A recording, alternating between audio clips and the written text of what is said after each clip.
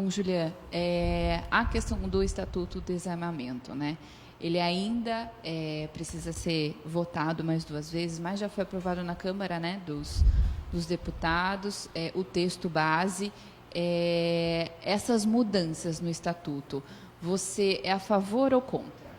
As mudanças no Estatuto, na realidade, a revogação do Estatuto, eu sou a favor da revogação. E sou contra da forma que é hoje. Cerceando o direito do cidadão se defender. Eu não defendo, sobremaneira, a violência. Não podemos tomar como parâmetro alguém que se defende e chamar isso de violência. Violência é o que um cidadão de bem é acometido quando sai de casa ou dentro de sua casa, sem poder se defender. Isso é o que eu não concordo. Está provado em todas as instâncias que nenhuma revogação do que o cidadão pudesse utilizar a arma diminuiu a violência no mundo inteiro.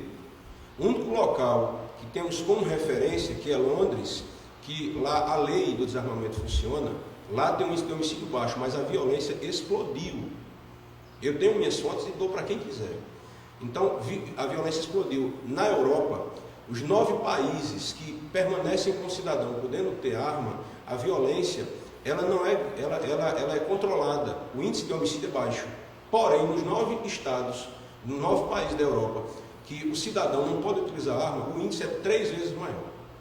Não existe, é como se fosse uma lenda urbana criada, e sempre houve um apelo em relação à criança, em relação a dizer que a violência, mas a arma vai ser liberada para qualquer pessoa. Isso é uma grande mentira, isso não funciona. Nunca foi dessa forma. Um quesito, né? Como o senhor estava dizendo mesmo, tem um teste psicológico, toda essa preparação, documentos, né?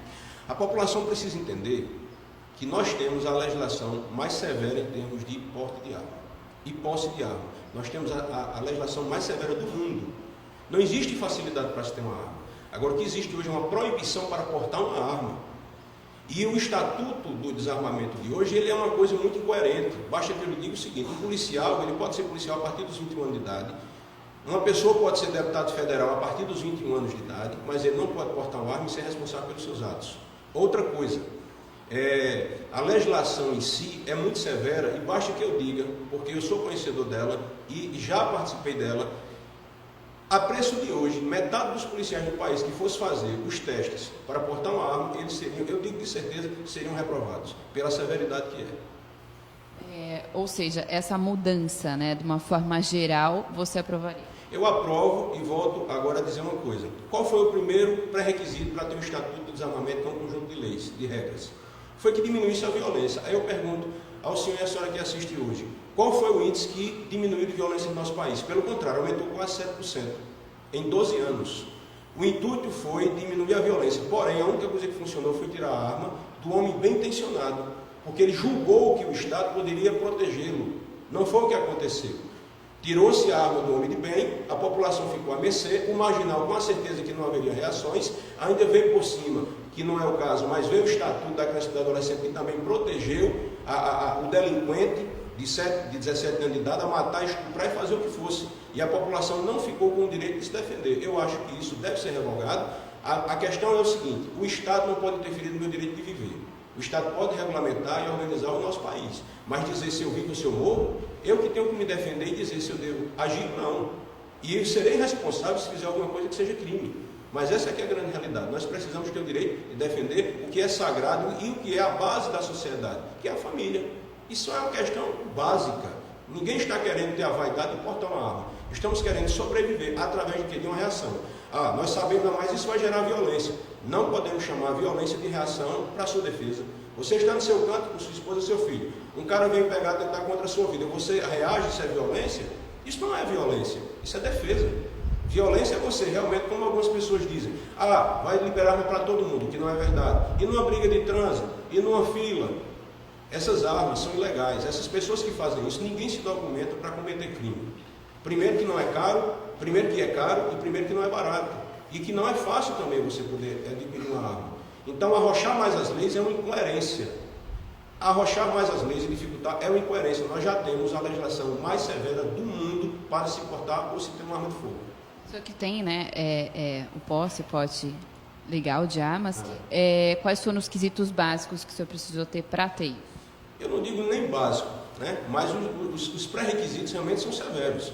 Você tem que ter conhecimento da própria arma de fogo, você tem que passar por um teste psicológico, que não é fácil, e eu duvido que dificilmente a pessoa de primeira passe, porque eu tive conhecimento. Eu não tive facilidade de passar, eu conheci 2 delegados aposentados da Polícia Federal também que não conseguiram passar, entendeu? Outra coisa também, os testes para posse é uma coisa, para porte é dificílimo. Para se passar não é tão fácil.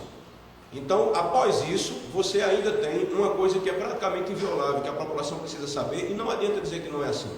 É o fato de você, depois que você tem toda a documentação, você preenche todos os pré-requisitos, você tem uma situação que a gente chama de ação vinculada do servidor público, que é pegar, liberar a sua arma dentro de casa. Você tem isso como uma questão vinculada. Porém, para portar, é discricionário. O delegado, após verificar todas aquelas situações, sem justificativa ou com qualquer tipo de justificativa, ele simplesmente pode negar seu porte de arma. Basta que eu lhe diga que Brasília, Distrito Federal, o ano passado, só houve liberação de 2 portes de armas. E no ano de 2012, na Paraíba, só houve 2 liberações de porte de arma, o meu e de um advogado sob liminar da justiça. É uma incoerência total. Ou seja, aquela ideia de que todo mundo vai ter o direito não é bem assim, tem todo um critério. Né?